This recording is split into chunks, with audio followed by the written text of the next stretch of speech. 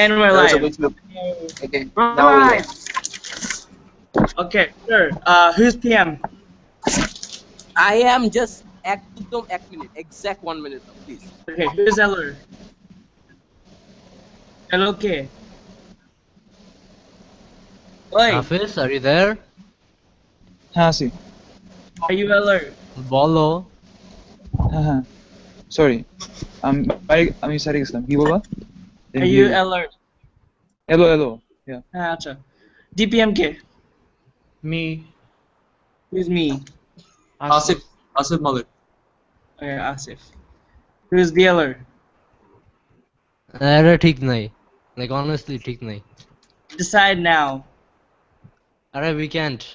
You have to. Dude, you have to do it. That's the rule.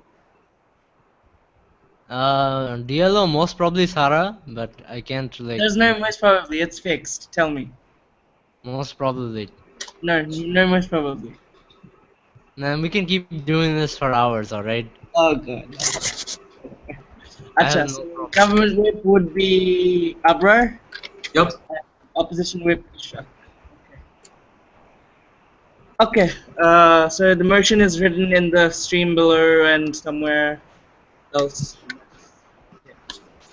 Without further ado, let's start the debate. Prime Minister Nair to the floor. Here. Here. Mic's off.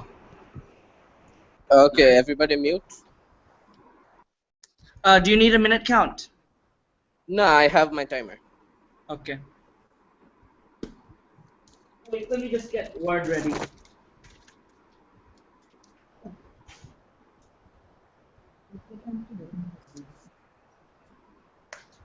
You can hear me all right. Yeah, we can. Okay, go. Shabab, I'm ready whenever you are. Yep, just give me 10 seconds.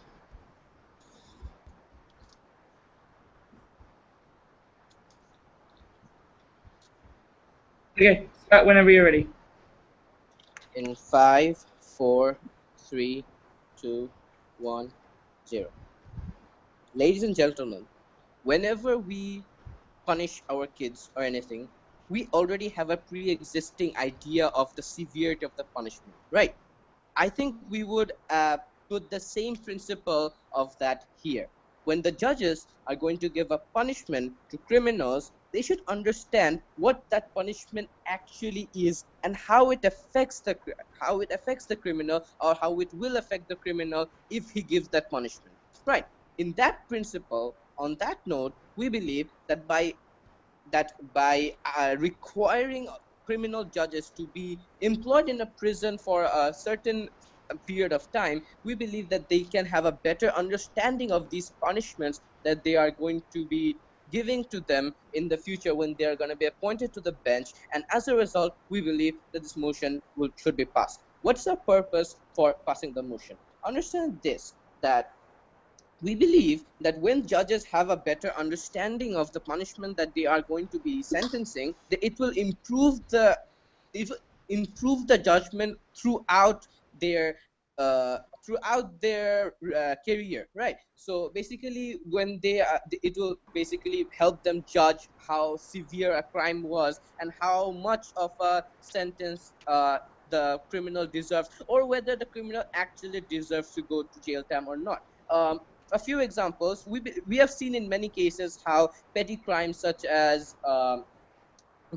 when some people are found with illegal drugs, or when people are do petty crimes like shoplifting and whatnot, in some cases we see people are given sentences that are really harsh, and we believe that it could be due to some bias that acts in the judge, or some pre-existing prejudice that the judge has. So we believe that if a judge is employed in a prison for a certain few years, EOI. not again, if they're employed in the prison for a few years, we believe that they are going to be more sympathetic towards those people, and they won't let their prejudices act up. Moving on to my constructives. First of all, I'll argue about how it's in principle immoral for a judge to give a sentence that without understanding the severity of it. Because understand, when a doctor gives medicine for prescription, right? What is the purpose of the Nine medicine? UI. not taken. What is the purpose of the medicine? It is to make the person better again. It's to make an ill person better. We use the same characterization here. The criminal who has committed a crime is kind of ill because he has done something wrong. That is why we want to give him, we want him to go through a certain period where he's gonna self-actualize and gonna understand what he did, what wrong that he did, and when he comes out, he's gonna be a better person, right? And we do not want the punishment to be Nair. And technical difficulties start. Great. Good game. Well played. Damn. Yeah. আচ্ছা ওর কোন মিনিটে কোন সেকেন্ডে গেছে 3:15. Thanks Nair. Alright, can someone like call him? See if he's still alive.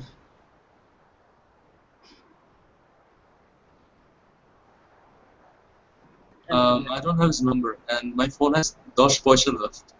I'm sure Asif has it. I'm calling. Yeah. Nair called actually. Hey, Nair. Oh, acha, okay. Yeah, yeah, the electricity went away. Okay, so how long is it gonna take for him to come back? What do you think? How much time is it gonna like? Like usually. It typically takes an hour. No. Doesn't his Wi-Fi work on the generator? Probably doesn't. Yeah. আচ্ছা Asif, you want to go first or will I do Iron Man? Abrar, can you? আচ্ছা, Abrar কে আমি first বলি তাহলে তুমি third যাও. Wait, okay, so someone has to give 2 speeches. Who's that gonna be? আচ্ছা. Me. Wait, what? Someone has to give 2 speeches. Who will that be? I'll No, do why it. would you have that? Nair can come back in that period, right? By the time. Oh, right, you mean Wait, Nair's wait, gonna be third? Nair comes back as third and he missed Yeah. 4 speeches. How is he going to be a third speaker? Oh, acha, that's Have you thought about that? They're impossible unless it's Saqib hai. Sorry. Acha, so who's gonna go first and second and third? Okay. Acha, okay, wait. Hashtag bottom room debating audience. কি করি? আচ্ছা ভাই, can you give me 2 পরে কথা minutes? বলি তোমার সাথে, এখানে কথা বলতেছি। Can you give me 2 minutes? মানে ওর okay. কনসেপ্টটা try to analyze করে their side করতে হবে অথবা আচ্ছা, Okay. later. তুমি একটা stopwatch নিয়ে just 2 মিনিট গুনো আমি আসছি। আচ্ছা, so what do you do? Iron, you go first- Keep second. on stalling and giving us time to come up with the rebuttals. First decide who's going to go first. I আচ্ছা, will. আমার নাম দিন। আচ্ছা, I'll just go second. Okay, Abrar. Asif, you go first. I can actually extend some of your points. I'm second or third jet. আচ্ছা, okay, so can I have some time?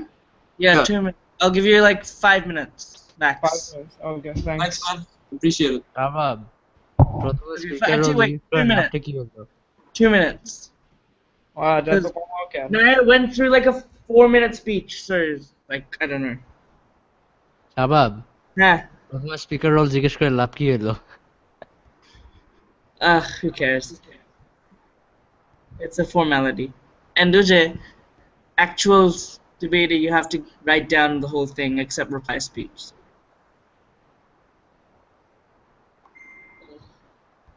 So are you saying that you're not writing it down? I did write it down.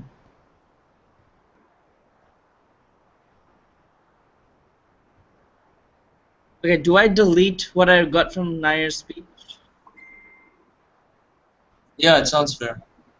Okay, You know what you're doing. backspace. This is backspace. your house, man.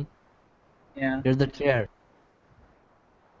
but I'm on a bed, so am I the bed? God. You wish. I am on a bed. Too much information. Bro, like পুরা আরাম করে বিছনায় শুয়ে আমাদের কথা শুনতেছে। Hey. I know I have a very good voice, but seriously, Shabab. Oh god. Uh, hey, we have 0 viewers live. That's not fair. Also, what did you expect? ওদের to the 16. That's not fair. That's life, man. No. Why do they get 16 viewers? আচ্ছা আবরাফ কি একটা debate করতেছেন? Okay? Rough হ্যাঁ, I haven't because seen it. Karim backed out and Fardin's debating as well. আচ্ছা Hey, Navid can also stream it. This is so weird. Is Navid? hey, who's streaming? If Nair's gone, who's streaming? You are? কি? তুমি কি stream করছো? হ্যাঁ, আমি stream করতেছি। আচ্ছা মানে if somebody actually decides to watch this for whatever reason, এই conversation এত মানে long মাঝখানে। Oh well. I mean, how many minutes has it been? Like 11. So, Fuck. Alright. yeah. We can talk about anything. Me and Rafi were talking about Pokemon. Do you want to go back to that? Sure, yeah, just go ahead. Rafi, Yo. yeah. So the episode, like, I watch it live.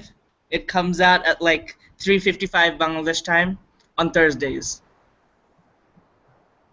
What do you want to Acha, I am as ready as I can be as first speaker. Cool. I'm not yeah. that. চলো That's বিতর্ক the করি। debate. Prime Minister to the It's floor. gonna be bad, and I might under time. I'm sorry. What? Oh god. Whoa. No worries, Nair তো 4 minute speech দিছে, তুই আরো 4 minute they. Oh god. So I start. Don't under time. দরকার হলে চাপা মেরে যা, দরকার হলে কিছু কর, বা under time করিস না। Acha. Arya, and I don't know what first speaker does. Okay, so. Acha. Wait, Sarah just left. What? দেখো Sarah. Oh wow. Oh wow, this must be fun. 3 people left. Because someone else is in here. আমি কি একাই Nafiz 3 left. Speech দিমু? Someone Nafiz else. Sarah. Naf is left. Naf is left. So Okay. I wait for them to. Sarah is here. They're back. Acha. they're back. So I start now. Wait, Hello Sarah, are you there? Nafis. Let's just check their mics. Sarah. হ্যাঁ আসি Sarah, So- yes.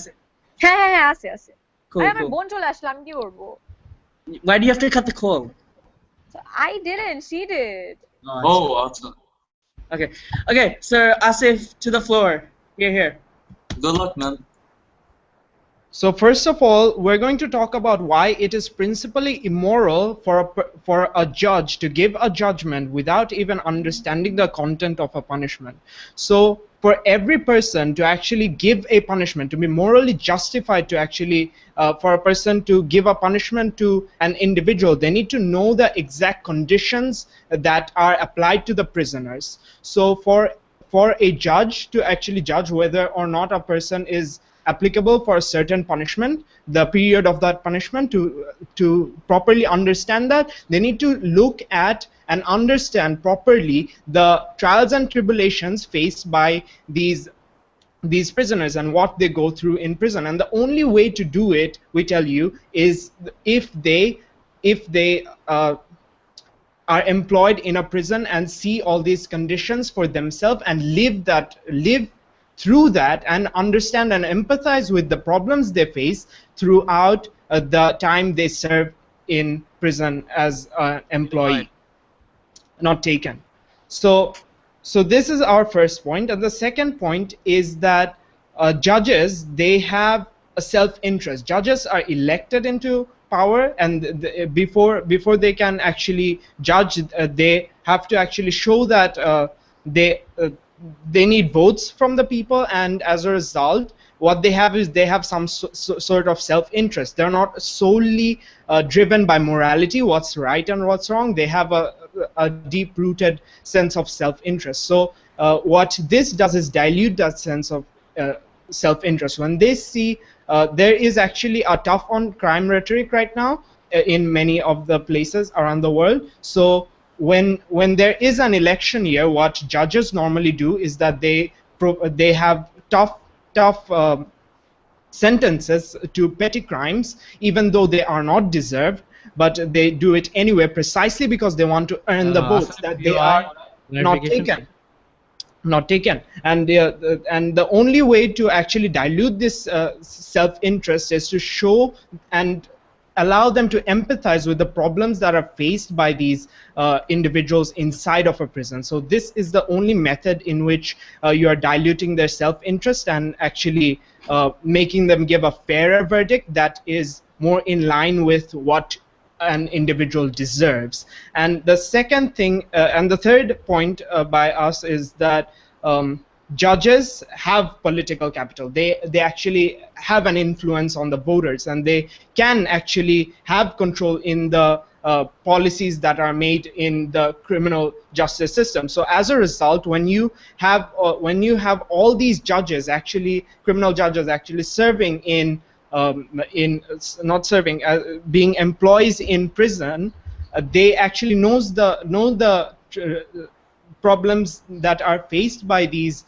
criminals, that the problems and the harshness of prison that does not allow you to come out of it as a better person, but that you rehabilitation just does not work, and moreover you come out as a worse person.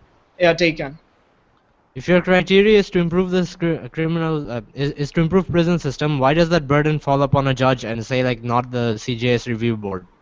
Because the judges have the political capital, they can actually influence them, and they are the ones that are deciding who are actually going to prison. So they are the ones that are actually really close to making this verdict. So they are most emotionally and morally invested into this. So the only way to actually come out of this is to have people who actually have a moral incentive to fix it, and this can be only done by actually having them empathize with the problems inside of the prisons, and they need to exactly know about it and Sir, understand POI. it. Not taken. So another thing that can be fixed through this is that the long sentence are given to petty crimes, and this is a problem on 3 different levels. So first of all, there is a mismatch of the punishment and the petty crime that is done. So like as I've said before, people judges act out of self-interest and give a longer punishment than they deserve just to get the votes, and the only way to fix this is to make them empathize with them. And also another is that they just don't know the conditions inside of a prison, and the only way to know about it is by going into it. So in these 2 different ways, there is a mismatch of the punishment and the level and the severity of the crimes. And the second thing is that when people go into prisons, most of them come out as worse people than they go in as. So you will see a lot of people that are going into prisons that become hardened criminal, partly because of the conditions in the harsh conditions in prison. That is to say, they are made to work when they are overworked, and that they are not given enough personal space, and that POI. and that there is prison fights, etc. And this hardens them as criminals, and there is an pecking POI, order sir? not taken, and as a result they come off as more hardened criminals, and it does not actually help the rehabilitation process of criminals. In fact, it makes them a worse criminal when they get out of the system. So this is another problem that takes place when you have judges giving long sentences to to individuals who commit petty crimes. So this can be reduced by having the judges send them to corrective facilities, for example drug addicts to corrective facilities that actually help them get out of those addiction, and also people who commit petty crimes to community services to actually make them better people as a whole. Sending them to prison in a lot of cases is not the solution, and to understand that the judge needs to understand the condition inside of a prison and how it affects people. So another problem that I'm going to talk about is that there are less resources for each prisoner, as these people are given long verdicts to the prisoners. Like each of them, when individuals who commit petty crimes are sent, or for long time inside of prisons, there is oversaturation. So there is little resources for individual prisoners, which actually causes these criminals to become hardened, because you do not have enough resources per individual inside of a prison. So the only way to do this, only way to solve this, is to not send as much people into prison, and only those who actually deserve the punishment, and to give as much of a liberal punishment as possible for individuals who have committed petty crimes. And this the only way to achieve all of this is by having these judges work as an employee inside of a prison. Extremely proud to propose. With that, I end my speech. Exactly 8 minutes. Here. I thank the Prime Minister for his speech and welcome the Leader of Opposition, Nafiz.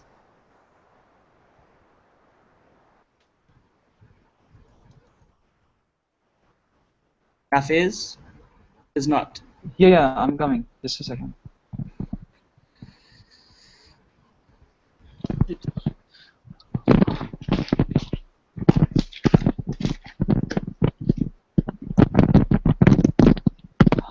I thank the speaker for giving me the floor. So we have seen that side government came up and told us a few points. They talked about how the judges, but how by implementing this policy, judges would have a better understanding about the severity of the punishment they are doling out to criminals, and how it's going to affect those criminals afterwards. Secondly, the side government came up and talked about how the judges are elected into power and have self-interest, and are not exactly totally moral and whatnot. And thirdly, they came up and talked about the judges having political capital. Let's first talk about the fact that side government came and talked about the judges being elected into power. Judges are not elected into power. They are selected by the president. So the talk about there being any political capital, taken. Sure. Sir, only the Supreme Court judges are selected by the president, so you are factually inconsistent. Supreme Court judges are selected by the president, yes. But here's the thing, judges being elected. But here's the thing. What you need to understand is that when you say that you want to like make the judges understand the severity of the punishment, what you need to understand is that these people have already gone through the motions of the whole legal system. They have obviously, as a judge is not when you're making someone a judge, they obviously have gone through years of law school. They have worked as interns. They have they have obviously studied criminology thoroughly. They have been taught that, and they have also been able to interact with criminals. Not taken, sir. They've also been able to interact with criminals during their years as an intern. So to say that by implementing this policy, the judges would be able to would be able to like get a proper understanding of what these criminals go through is not is kind of redundant, because they already have experience of being able to interact, of having interacted with the people who are being prosecuted while being interns and lawyers and whatnot. And another thing that I want to mention is that in a court you have like lawyers on both defendant and prosecuting side, who both and the defendant lawyer and the lawyer of the defendant obviously characterizes very thoroughly characterizes the whole the person who's being accused of committing a crime. They get and the prosecuting lawyer also gives out a very thorough characterization of the person accusing the other person. And so what happens is there is a proper balance about proper balance and proper imaging of both sides of both the sides. But when you have people go, but when you have the judge working at the prison, what happens is that that judge, based on whatever experiences that he might have had in the prison, might either become apathetic to the criminals, or become or on the other side of the spectrum, start to empathize with the criminals, and that would tilt the scales when he would later on become a judge and give out those judgments. Because what happens is, if a judge goes to a prison and starts to sympathize with the criminals or the people who are being prosecuted and the people in the prisons, later on, when he goes on to become a judge, he might be a bit more lenient towards criminals, because he might have heard their sob stories about how they were coerced into this, or how or what or whatnot. They would be exposed to different kinds of stories, Right, sir? which are very, no, not taken, sir, which would make him feel sympathy and empathize with the plight of the criminals and whatnot, and uh, what that would do is make him dole out more lenient, or lesser punishments, and be biased. On the other hand, if the judge going to the prison uh, faces a lot of problems, is and has a very shitty time during his employment over there. What happens is that he no longer he becomes angry at the criminals. What happens is, when he goes on to become a judge, he if he's exposed what if he's exposed to the worst of the worst, what happens is, he kind of has the have the he kind of have creates subconsciously creates this very antagonistic image of all criminals. And what happens is, he starts to think of criminals as all of them being very bad as a whole. And what then happens is that, when he gives out judgments, he tends to do it with a very stronger hand. He tends to give more stricter judgments and whatnot, and in turn uh, that in turn uh, becomes problematic for people who have not really done a very severe crime, but Right, one sir? judge thinking that maybe he did, maybe he deserves a punishment, a very strict punishment, so that he doesn't commit any further crimes long run.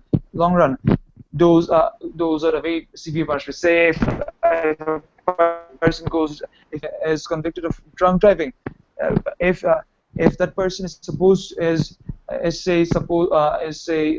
should get 5 years in prison, should say get, I don't know, if a person does drunk driving and accidentally kills a guy and is convicted of manslaughter, if that person deserves 5 years in prison, that judge, having a very bad image of all people convicted as a whole, would then might dole out a more stricter punishment, maybe 10 years. And what that happens is, prisons aren't necessarily a very nice place to stay. Most people who go into prisons, there's a possibility that a person going to prison might come out worse off. They might have to go through a lot of emotional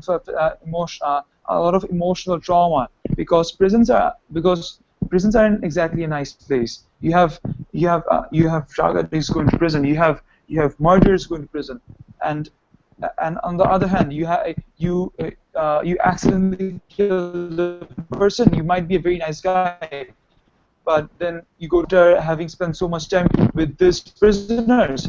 What might happen is that you might start nurturing this a very negative image of the whole judicial system. You might feel wronged by the whole judiciary, and what happens then is that that person who might have been dealt a harder blow by the system, might then turn against the system, and then might actually go on, after coming out of prison, and go on to join gangs, or might actually commit more severe crimes, and that is very problematic. Any of you guys? It's Uh, 8 minutes. sir, so the thing is, Yay! 8 minutes. Also, and So I've told you why the judges already have the experience. In my speech, I've told you how judges already have the experience of the consequences of their punishments. They know how they have proper idea of the Dirty. of criminology. They have and they know and there would be biasness if they go on and work in the prisons prior to the appointment. And with that, I end the speech and thank the speaker for giving me the floor. Here. I think the leader of opposition and welcome the DPM.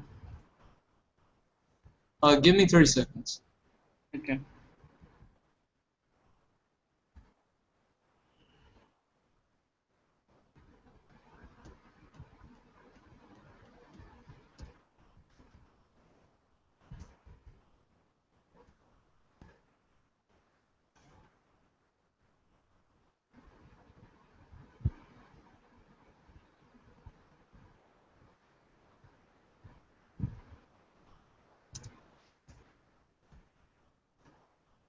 Okay, can anybody record the amount of time, because my phone tends to shut off during Yeah, I'm doing it.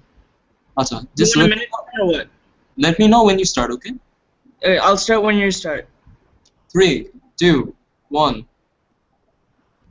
Okay. So the LO has come up and said that judges are not elected. But I beg to differ on the grounds that no, only Supreme Court judges are selected for their particular position because it is pivotal to the society.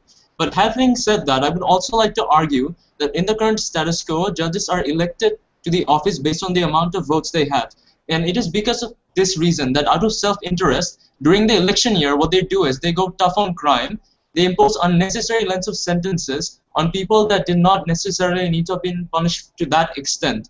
And there are certain states with recidivist laws that take into account incremental crime. For example, if a person commits an act of theft once, the second time when he's punished, the judge takes that into account and punishes him for an unnecessarily long amount of time instead of focusing on Clarification. first. 1 minute. So, what really actually happens here is, in the status quo, it becomes impossible to properly reform these criminals. We are aware of the fact that as of 2013, the statistics in America showed that there were 2.2 million people that were incarcerated and behind bars. And once you take into account that, you have to understand when these people are languishing behind bars, is that adding any value to society? No, it's not. So it's better that we adopt the Norwegian model and we try to focus on rehabilitation rather just letting them rot in jail. What happens is millions, if not billions of dollars is spent on keeping these people segregated. It's not doing anything for the people, their families, or society. So, no, sir, not taken. So what happens is these sob stories that your LO so conveniently said, these sob stories go unheard because when the press portray these people, they give a caricature that is very biased, and people don't really understand the complex personalities and the unique sufferings that these people go through. So when a judge is not employed for a temporary amount of time in one point of his life in a jail, he fails to understand the psychological harms that are imminent in these people. Because a person's thought process can really determine whether or not they're capable of reforming. If a person were to be given 10 years of time instead of 6 years, what actually happens is that person will have a more negative outlook on life and believe themselves incapable of re-opting into mainstream society. So what our side has come up and showed you so far is that when there's a mismatch of punishment and petty crime because of recidivist rules and the agenda the judge has, that is a major issue. So why would the judge change his mind? Would that be a magical step? No. We do not believe that would be so easy, but here's the thing. When a criminal judge is aware of the people that are in prison, when they see them suffering or hoping, when they see these people interacting with their family during visitation hours, then they understand that these people are human beings, that the cure I'm prescribing, which is segregating them from society, is not as effective as it could have been. So what happens is, when you go to a doctor, when they give you medicine, do they not understand the severity of the dosage? Yes, they do, because they understand there's a difference between too much and too little. Also, your first speaker has come up and said that, look, when a man gets drunk and accidentally kills someone, how much should he be punished? There's already a metric for that. There's first, second, and third degree manslaughter. So the judge does have something to fall back on that, and there are some objective decision takings. But understand this.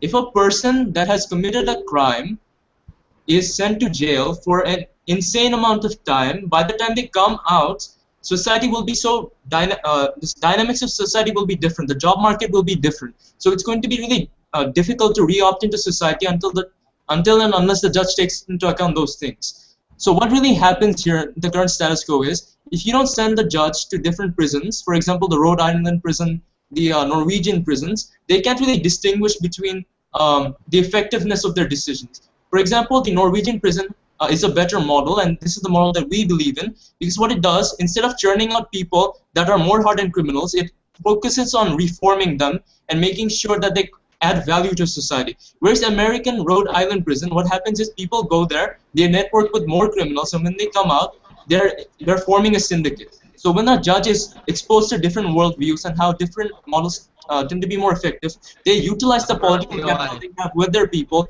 and they make sure that a structural reform does take place. Yes, sir, take it. Firstly, judges are set by appointment, but secondly, even if we do assume that they're elected and they have a political incentive, why would a judge value the life of a petty murderer over his own political gain and the value of his life? Sir, you have to understand something very simple. These judges are accountable, all right? So they can just always pass harsh sentences and expect to get away with it. They have to justify those sentences. And yes, the newspaper do cover it, and there are detailed op-ed analysis based on murder trials especially. But we're not here to talk about murder trials. Okay, you have to understand something. This is about crime as a spectrum. Of course, there are murder trials. We understand that they're there. But you have to understand there are jury systems and judges. We're talking about judges. When juries deal with murders, that's another issue altogether. And let's not bring that up because it's not relevant to the debate. When we talk about judges in particular, when judges are faced with making decisions like this, like the extent and the severity of the punishment, the verdict being met out, the textbooks that they read in law school or before when they give the LSAT, it will not be adequate. Because when you read something in text, you can't really understand it. You're doing it through a vicarious lens, and you're not really taking into account when that person would feel. Not taken, ma'am. So when there's an oversaturation in the prison system, we have to talk about the budget. What happens in America or most other first world countries is they spend a lot of money on incarceration of individuals, and unfortunately in America, they spend more money on prison than they do on education. So here's the problem. When you're sending 2.2 million people to prison instead of actually focusing on their rehabilitation through community service and other short-term prison plans where you're trying to get them on their best behavior, what happens is this. It turns into a cycle of perpetual crime where people go in and come back into the prison because they've committed another crime. You're not really trying to change their character or trying to lessen the amount that they feel cheated by society. You have to understand there are different types of criminals. Many people, they struggle to put food on the table. They live in ghettos. So you have to understand that these kind of people, when the cops are being especially violent to them, they feel that they've been cheated by society. And when they get sent to prison for an unreasonable amount of time, that is when they feel like they're being deprived, and no matter what they do, how hard they try to change, they can never pull that off because the judges are being unfair. The people that are supposed to look out for the interest, because all people are equal before the law. So what you have to understand is, if the judge just passes an arbitrary sentence without understanding what it entails, that will be a major problem here.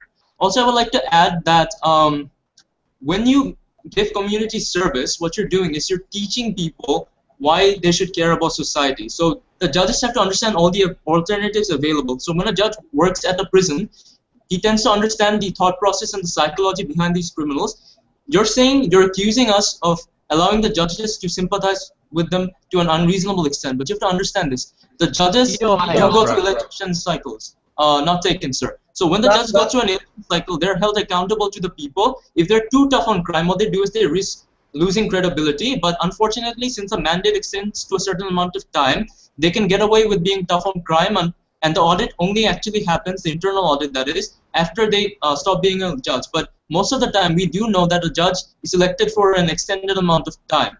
So if they are allowed to see the humane perspective through which people have to languish in prison, they can actually argue for structural reforms. If you say that no, it's the duty of the politicians and the people to talk about structural reforms, you have to understand this, that the people, they've lobbied in the past before, but these special interest groups, they're not actually as successful as the judges themselves would be, because these judges are specialists. They are highly esteemed individuals in society, and their words have credit. So when they spur it on, that's when a trigger community is formed. That's when the tipping point occurs. That's when real change is really possible. Because if you don't have adequate momentum, if these people are the ones lobbying behind this cause, that will never really occur. Shabab, could you tell me the amount of time that has passed? 8:25. Okay, and with that, I would like to say that I'm extremely proud to propose, and that would be all. Thank you. Here, here. I'd like to thank the DPM for his speech and welcome the DLR. Is that Ishak or Sarah? Sarah, are you alive? Yeah, here. Yeah, like, I don't know. Gotcha. Sure. Burn him alive, man.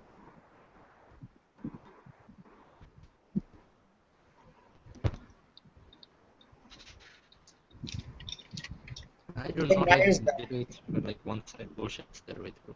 Nair, when did you come back? Hello? 8th minute of Nafis's speech. Okay. Yeah, that went really. Oh, whatever. Hi, Sarah.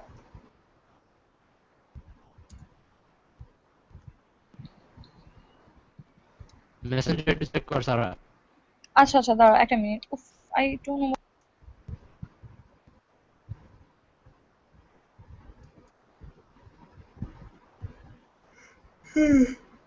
So tired. আচ্ছা দাঁড়াও আমি timer on করি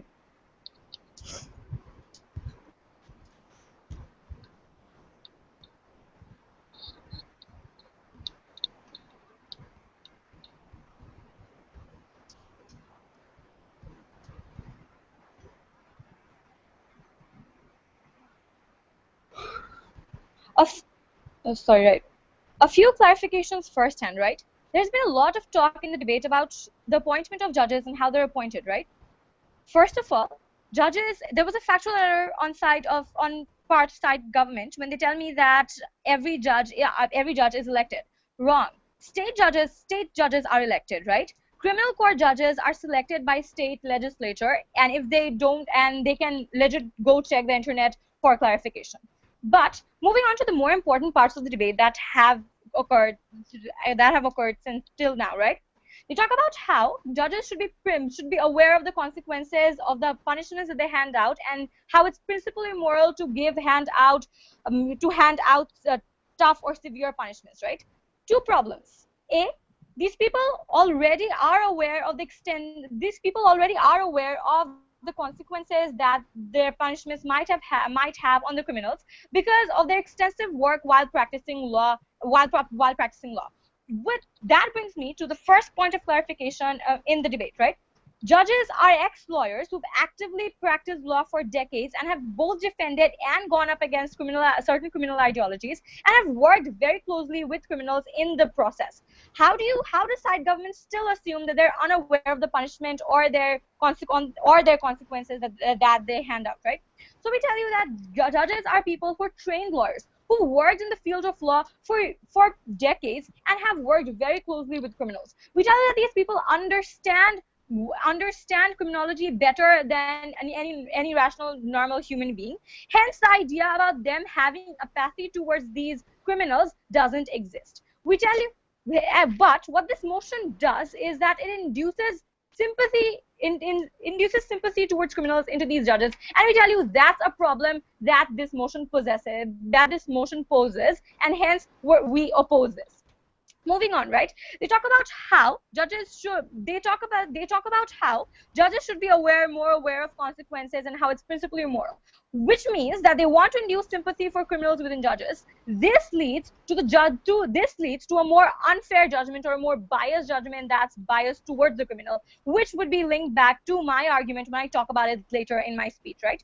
Second of all, one of the important points raised by side government was how petty criminals become antagonized because they think they deserve less punishment than what they were handed out.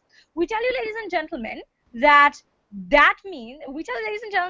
not true, because these people are trained lawyers who've had professional experience while handing out punishments, but moreover, these people know how law works. Also, their idea was based on the premise that judges hand out crazy tough punishments here and there.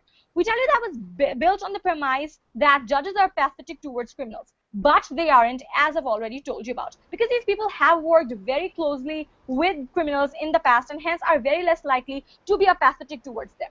Furthermore, they also talk about structural reform and how there should be rehabilitation programs and how that wastes a lot of money because that doesn't happen.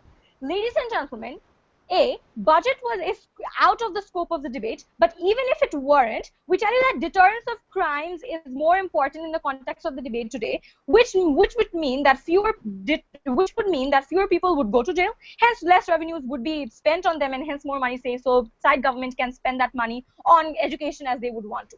But ladies and gentlemen, we tell you that deterrence is a more important concept in the debate today, and that is only preserved to only by side governments, right? But before we move on, let's look at how they talk about petty criminals being antagonized and committing worse crimes. We tell you that doesn't happen under our model, but happens under theirs.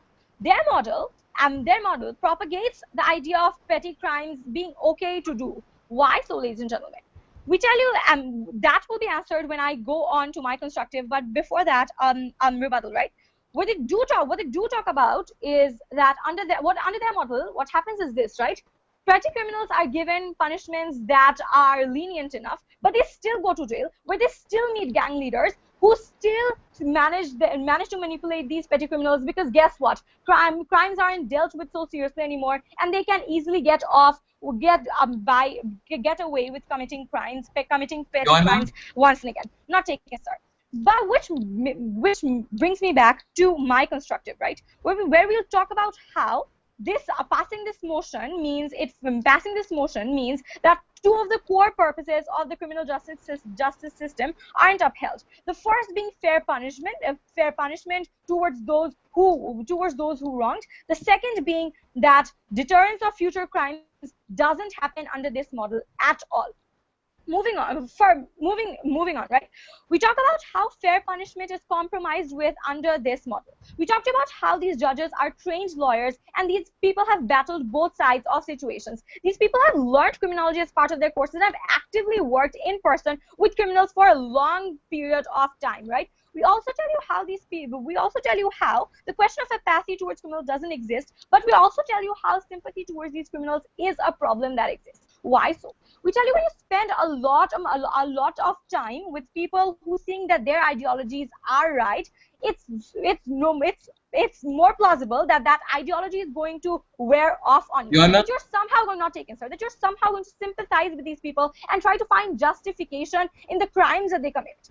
Ladies and gentlemen, let's look at the kind of people who are present, who are held prisoners in these prisons, right? These are people who spend time in prison, are criminals who made decisions that harmed others in accordance with their own rational reasoning, which means that these people made choices, did things that they thought was the right thing to do,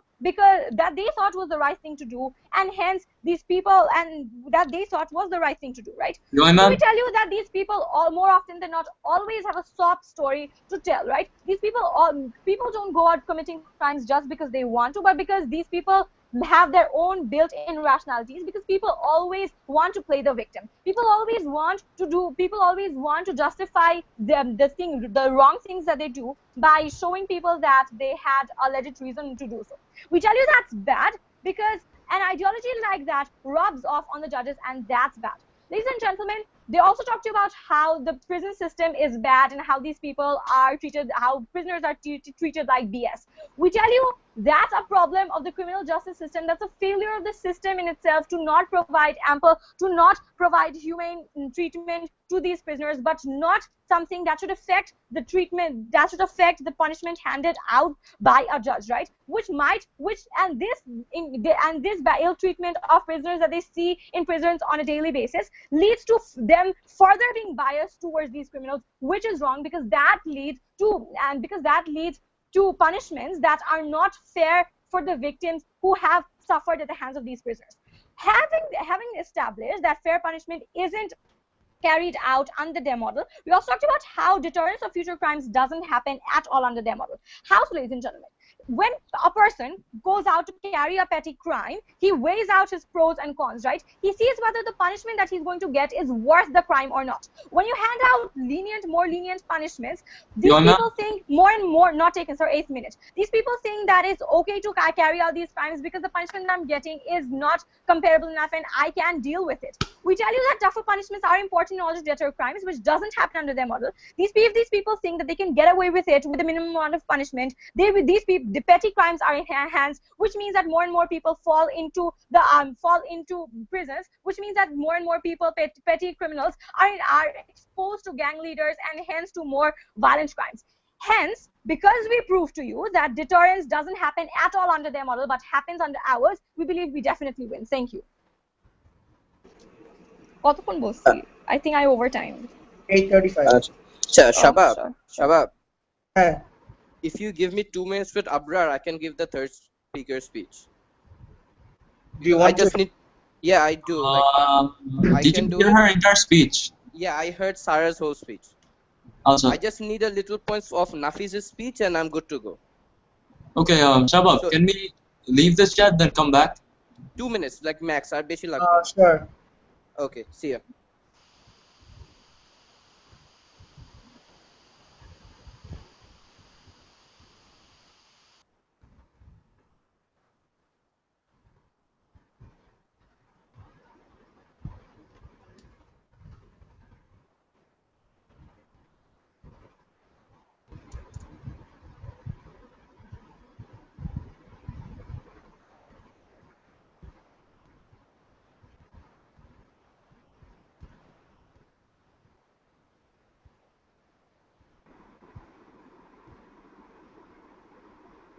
আচ্ছা শাবাব, Yeah. Nair যে প্রথম 4 minute speech দিছিল before the electricity went out with Yeah, হ্যাঁ sure. আচ্ছা cool. That was so shaky, Allah.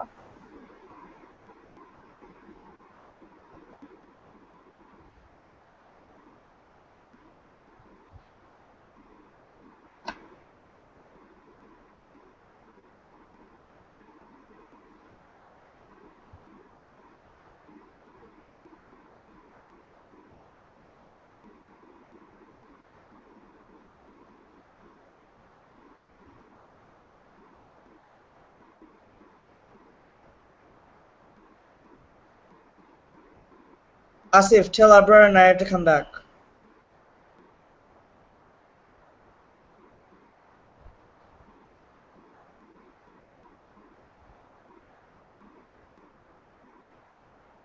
One second.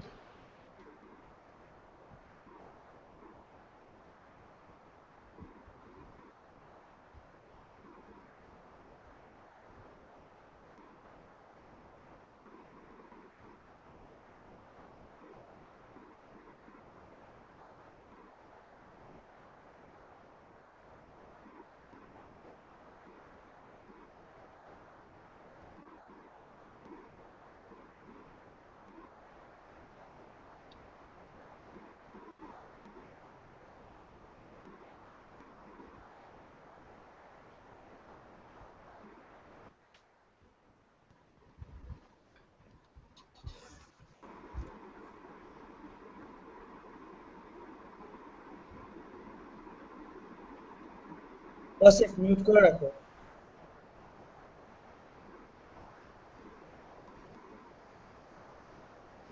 Asif. Yeah, I told them to come back. আচ্ছা.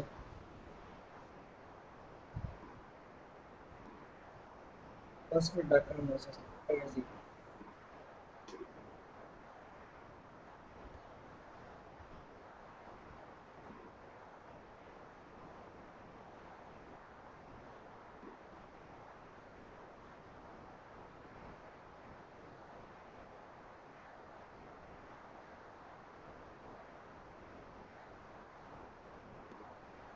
Yay, we have live viewers. Yay. We do? কয়জন? If you do, thank Good God they one. missed the horrible part of this debate. দুইজন.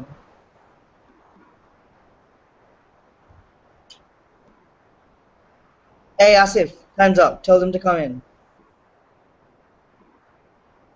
I did tell them though.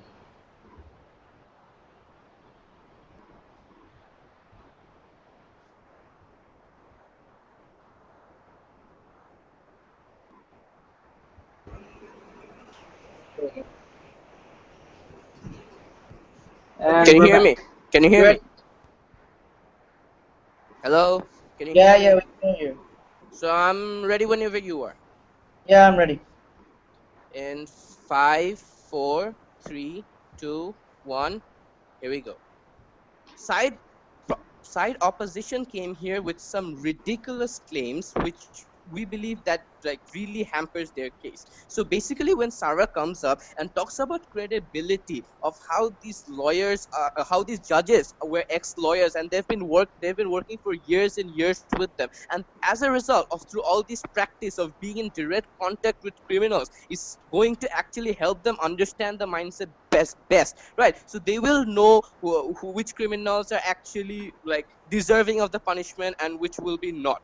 But then again, when she goes to a constructive, she says that this ideology will be hampered just because when they go to a prison and they look at the criminals, they'll suddenly start being sympathetic, and all the practice of law and all the practice that they have done in the future will just suddenly vanish, and they will start being sympathetic to the criminals, and thus they will give harsh sentences. We believe that that's actually not true. We believe Clarification. that not taken. We believe that this ideology will not just move away. If you believe that they are so qualified and they do not even Sir, need to be not taken, if they need don't need to be in there, then we believe that the point of fair punishment not being given will not work, because even if they are observing in the prisons and they are looking at them and seeing their lifestyles and like what sir, happens there, not taken, we believe that it's just going to add as extra information that they understand. Okay, so it's just going to actually help them like fix the dosage of the punishment better. That is the point that we from side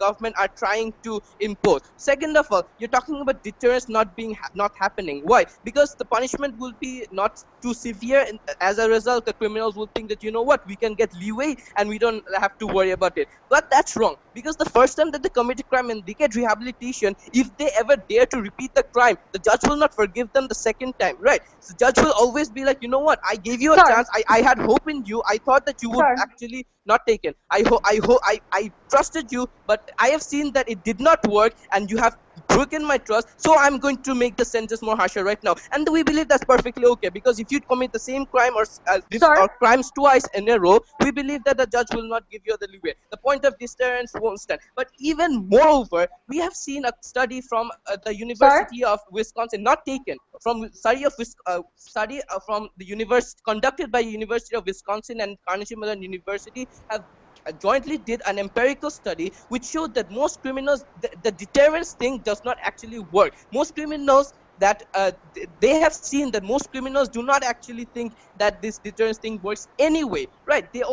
And they think that they think that they can get away with crime, most of them. That's what that study showed. sir, So basically the not taken, that's really, we are not putting emphasis on deterrence. What are we putting emphasis on? Basically we do not want to label the sentence as something that's like a harsh punishment. Rather, we would want to label it something as a medicine, as something that will help a criminal Nair, be better in you are. society. Moving on to my clashes, not taken. First clash is that we believe that our model is actually going to be better for the criminals who commit the crime and help them be better people in the future. Why so? Because understand, we completely support the Norwegian model of prison systems, right? We completely support the fact that if you have enough rehabilitation facilities and put people there instead of sending them directly to prison for petty crimes and petty crimes, we believe that the prison environment is inherently bad, and is going to actually make them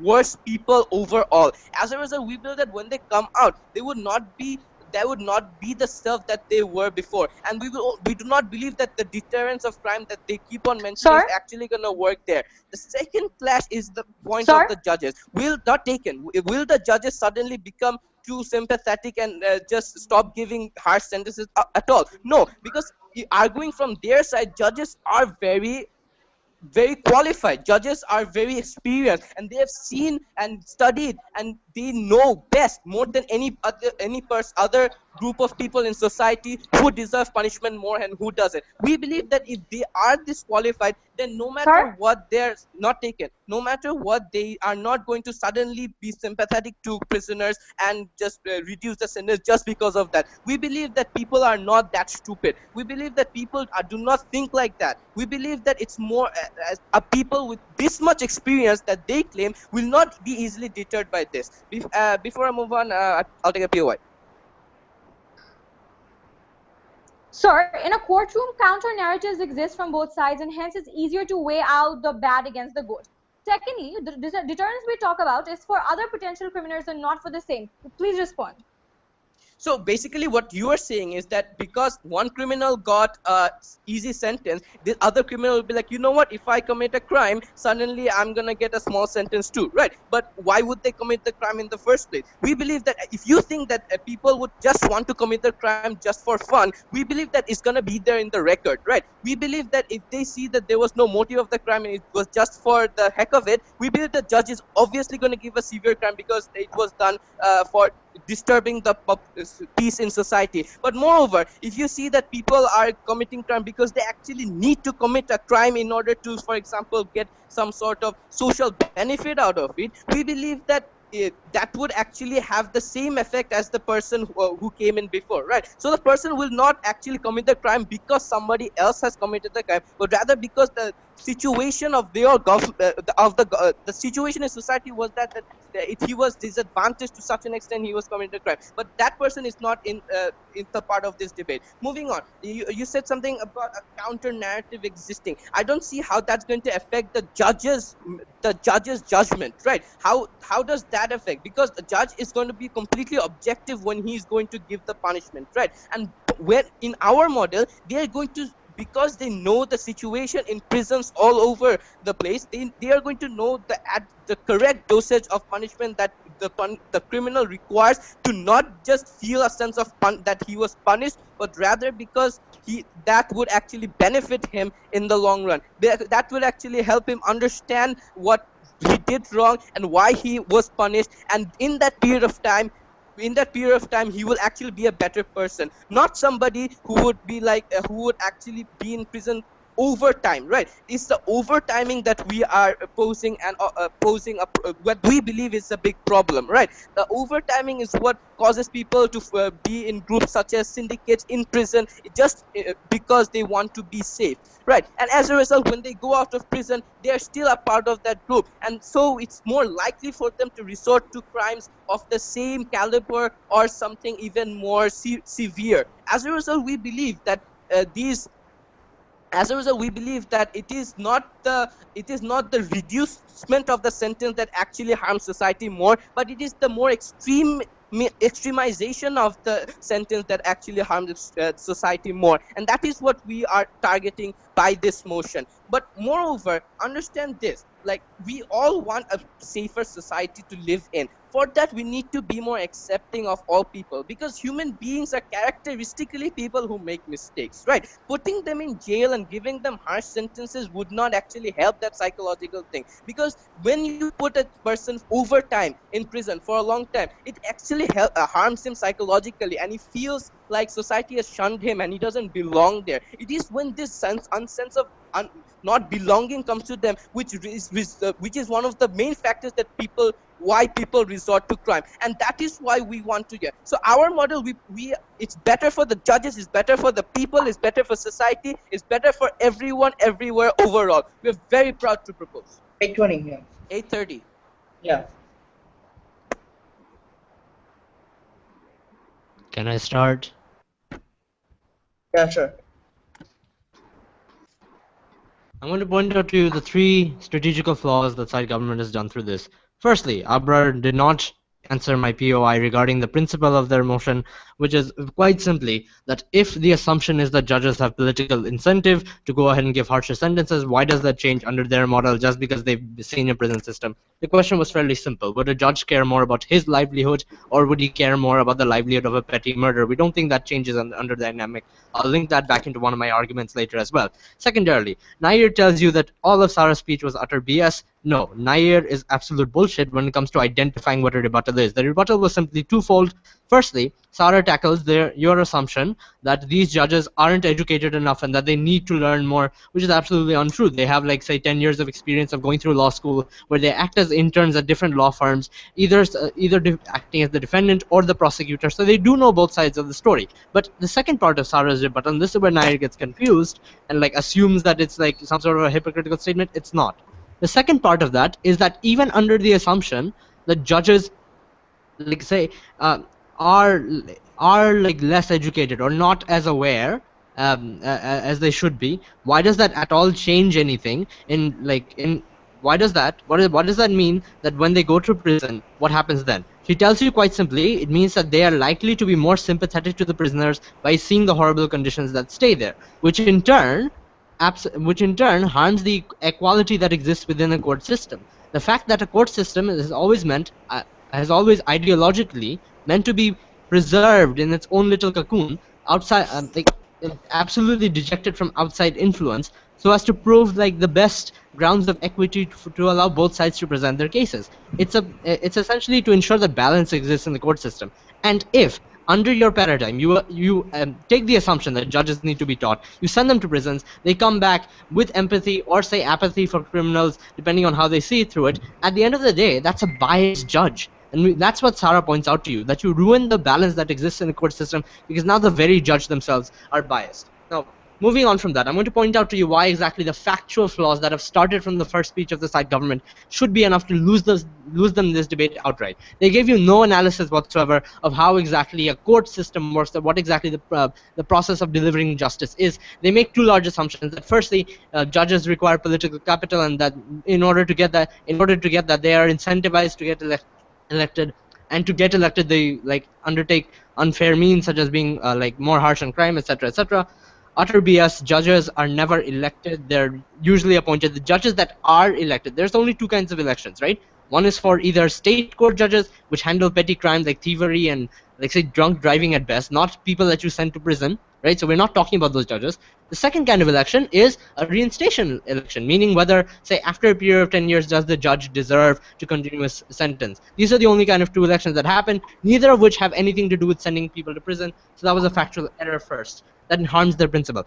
Secondary issue is that they further extrapolate from their assumption that somehow all of this means that crime is being punished like way too hard, and to further try and support this, they try and give you they try and bring you a comparative between, like, say, some sort of fancy Norwegian model which they assume is entirely based on rehabilitation, and they use it like a buzzword, right? They assume that if you treat if you treat punishment like medicine, it suddenly makes the world a better place. I'm going to show to you why exactly that isn't true, and henceforth break down their entire case. The simple reasoning being is that ideologies between, say, lawyers and judges in Norway and lawyers and judges in the United States differ greatly. It's not that Norwegian judges have gone around the world and went to Rikers prison, they went to their prisons, they went to Bangladeshi prisons and learned the differences there. No, Norwegian judges were there, they learned all the differences and diversities while they were in law school, right? So it tells you that the issue isn't that these people aren't going around the world and looking at other prison systems. The simple issue is that perhaps the American system of schooling judges is, like, not geared towards rehabilitation. But secondarily, they make the utter assumption that rehabilitation itself is perhaps the one true answer to everything. It's not. Sarah clearly tells you that deterrence and, like, being harsher on crime is perhaps a necessity, a necessary evil, if you will, in some societies. Especially in societies where, say, criminals tend to already have a sort of dejectful mindset towards the CJS, where criminals are unlikely to trust the CJS and their methods of rehabilitation. And that's exactly the kind of ideology that is instilled within the judge from the time that they are, like, brought into, like, law school and things like that. So we clearly show to you that the problem isn't that judges aren't being sent to prison to learn moral values or whatever. The problem, if there even is a problem to begin with, is that judges are not being taught the right way. If your criteria is that you want to make punishments somewhat more caring and like medicine, a terrible analogy, then by all means get at the legislators, get at the state legislators and the people who are elected as ministers who set up the laws regarding punishment themselves. The state legislators are the ones that tell you that the letter of the law states that if you kill a man while drunk driving, you get sent to prison for 5 years, even though you didn't even if you didn't attain it. Even if you don't intend it, they're the ones that tell you that if you can't pay a court fine within, say, a period of a week, you get more fines imposed upon you. If you can't even pay that, you get sent to 10 years in prison. Things of that nature. If you want to deter bad sentencing, then rest assured that the discretion is not given to the judge at the end of the day. But furthermore, even if you were to limit this debate to the courtroom itself, in that scenario too, judges don't really have all that power, because at the end of the day, a jury exists as well. All of these show to you that the government has failed to analyze what the problem is, failed to analyze the problem, and therefore they haven't given you a proper criteria to solving a problem in the very first place. If a government site can't provide you a problem to begin with, then what use is any of their proposed solutions? Now, moving on. I'm going to show you the comparatives that we've shown to you in this debate. A lot of our case was utterly rebuttals just to ensure that enough engagement was there, right? But at the end of the day, it brought us two separate conclusions. What solves judges' apathy better, and secondarily, what improves sentencing?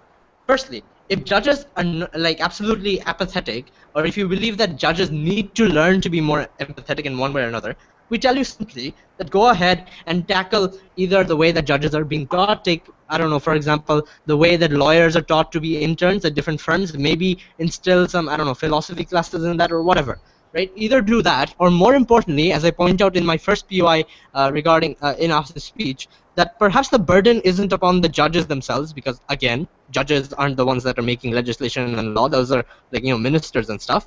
But rather, the burden may just be upon the CJS review system or the legislators themselves. Perhaps it's a political ideology that people even vote into, like the voters themselves cast their ballots for the legislator, which is going to be more harsh on crime because that's something that they believe into.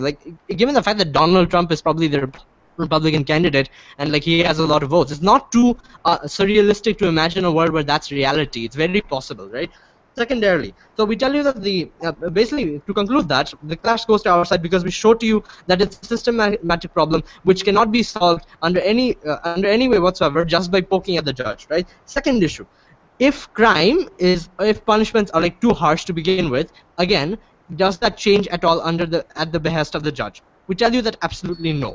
Even if, say, it's something as harmless as driving under the influence, or say being an accessory to murder, the letter of the law states that as an accessory to murder, you get sent to prison for 10 years. So all of these debate, or all of the discussion about repeat offenders, or two-time offenders, etc., none of this really matters.